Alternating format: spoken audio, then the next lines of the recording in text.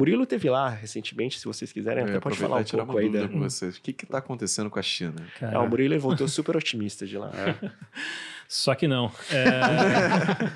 Não, assim, obviamente nem eles sabem, né, assim, e o clima estava muito pesado. Fui para a conferência de um banco de investimento, passei uma semana lá conversando com investidores locais, empresas, enfim, pessoal, professor de universidade, algumas autoridades do governo, e o fato é, né, assim, eles passaram pelo Covid nos últimos 2 anos, como o resto do mundo. Eles tiveram um tratamento um pouco diferente, do ponto de vista de, enfim, como controlar a repressão, vacina, que só podia tomar vacina deles, enfim. E aí depois o que se esperava é que a reabertura econômica lá fosse ser muito parecida com o que aconteceu nos Estados Unidos, Europa, Brasil, que foi assim, teve um pico de atividade econômica muito forte, enfim. Então tinha muito otimismo com relação à reabertura econômica da China pós-Covid, né? E no começo desse ano, janeiro, fevereiro, março, os indicadores mostravam uma reabertura e um crescimento muito forte. Então, aquele otimismo estava se traduzindo em isso está acontecendo. E, de repente, as coisas começaram a esfriar e começaram a vir desapontar. Principalmente de março em diante, os índices de atividades começaram a surpreender negativamente. Então, assim, é muito difícil de você dizer exatamente, é isso aqui, é uma causa. Mas tem vários pontos sendo discutidos, assim. O que mais foi discutido lá na conferência foi, primeiro, o setor de property, né, o setor de construção. Ele tem sido um grande motor para a economia chinesa. E aí, enfim, você vai oscilar entre 15% e 20% da contribuição para crescimento econômico de forma direta e indireta e tal. E esse é um setor que ele... de alguma forma, ele sempre foi muito correlacionado com o governo ajudando, mas não o governo central chinês, os governos locais, enfim, construtoras locais e tudo mais. E esse é um setor que, desde antes da pandemia, já vinha mostrando alguns sinais, um pouco aí uma luz meio amarela no semáforo, né? Assim, preço de aluguel não subia mais, um estoque grande de unidade que não conseguia vender. E aí o que aconteceu é que, enfim, vem a pandemia, acaba a pandemia, espera-se que vai ter uma retomada no setor. Teve algumas vendas represadas que não aconteceram, que vinham, e depois ele desacelerou.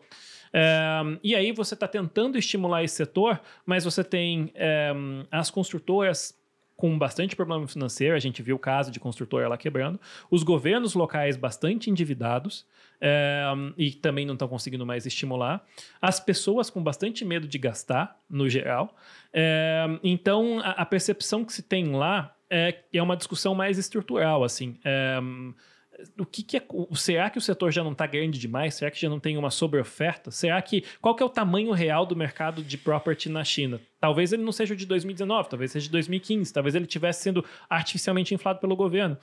E aí tem uma expectativa de que talvez o governo central lá coloque bastante estímulo nos próximos meses para tentar reviver, mas o fato é, este setor, que é super importante para a economia, não está indo bem. Um segundo setor que é importante para a economia e que também não passa pelo seu melhor momento, é o setor de exportação. Ele depende, obviamente, de atividade econômica no resto do mundo. Você tem o resto do mundo desacelerando, esse é um setor que ele tende a sofrer. E o terceiro setor é o setor de infraestrutura, que ele foi super importante para o crescimento econômico, mas tem até um ponto em que você não precisa mais de aeroporto, de estrada e tudo mais. Uhum. Então, a grande discussão, no final do dia, para resumir, ok, a gente está saindo do Covid agora, você vai ter uma aceleração econômica chinesa, mas essa aceleração está frustrando muito a expectativa do que o mercado tinha na conta. O mercado esperava que o PIB fosse crescer acima de 6 com uma facilidade. Talvez o crescimento normal da China seja um crescimento agora de 3, 4, não o de 6. Então ele está acelerando, mas ele está acelerando muito menos do que o esperado. E aí a grande discussão é, talvez o modelo econômico baseado em investimento de infraestrutura e property, ele tem um limite, e ele tem, né? Assim, tem um determinado tamanho de mercado para isso. Talvez a China tenha que fazer uma migração para um modelo econômico que é um pouco mais baseado em consumo, né? Que é um modelo mais parecido com o que é um país desenvolvido tipo Estados Unidos hoje em dia.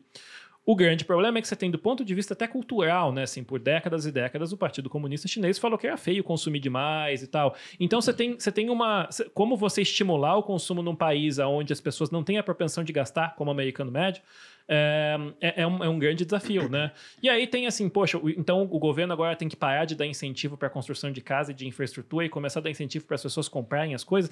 Assim, então existe uma discussão de modelo mesmo econômico.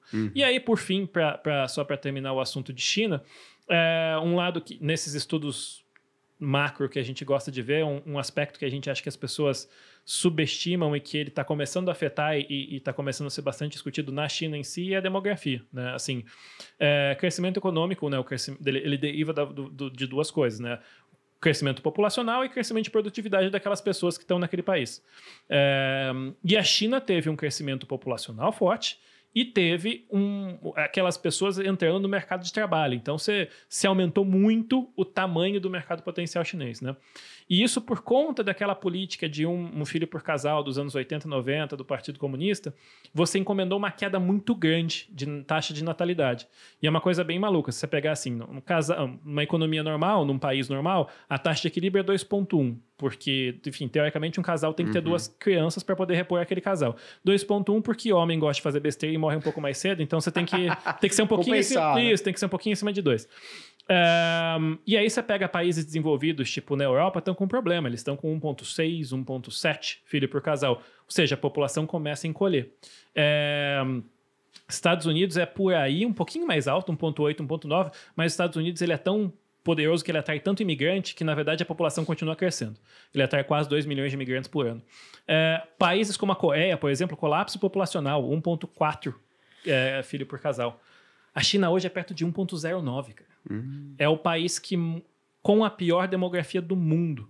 A população lá vai encolher de 1,3 bi para 900 milhões, 1 bi, depende do número, daqui 20 anos de população. Ela encolhe. E a população, o mais curioso é o seguinte, a população, por exemplo, de país emergente, como o Brasil ou Índia, é muito mais nova do que de país desenvolvido. A idade média do americano é tipo 38 anos, a do brasileiro é uns 34, 35. E aí, conforme a idade média da China já é de 40 e pouquinho. A idade média, assim, então, é uma população que decresce e que vai ficando mais velha. Então, isso acaba atrapalhando bastante do lado de crescimento econômico. Tem um número que eu gosto de olhar, o Murilo colocou muito essa questão do mercado imobiliário. No ano passado, tinham 24 milhões de chineses com 33 anos de idade. Por que 33 anos de idade? Porque essa é a idade média que os chineses compram casa.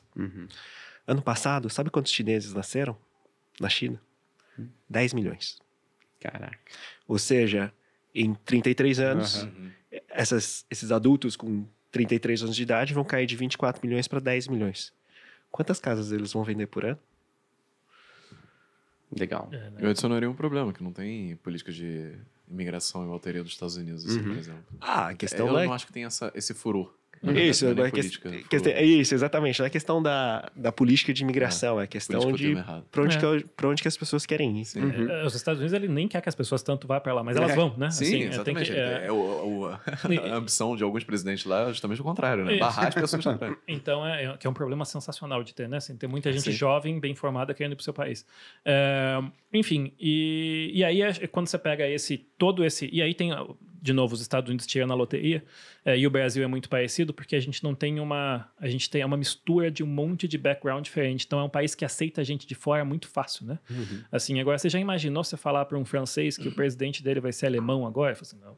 Ou falar para o alemão que o presidente vai ser inglês? Não. Então, assim, é muito... E a China, você vai falar para um chinês agora, o seu próximo primeiro-ministro vai ser americano. Não pode. Então, assim, um país diverso igual aos Estados Unidos, o próximo presidente vai ser negro, branco, mulher, europeu, africano. I don't care. Ele é americano. Então, a demografia dos Estados Unidos é muito boa por isso. Assim, ela aceita e comporta a gente do mundo inteiro e absorve isso rápido. Enquanto os outros países não, inclusive a China. E a China, por conta de ter forçadamente reduzido a taxa de natalidade da população dela por algumas décadas, ela tem hoje um problema demográfico grande para resolver. E aí, obviamente, né, quando as coisas estão indo certo, você fala, não, poxa, isso aqui foi tudo genial, foi tudo muito bem planejado, as coisas estão indo bem. Agora, como está frustrando, a discussão é, talvez nosso modelo econômico, que era baseado em infraestrutura e property, tem que mudar para consumo.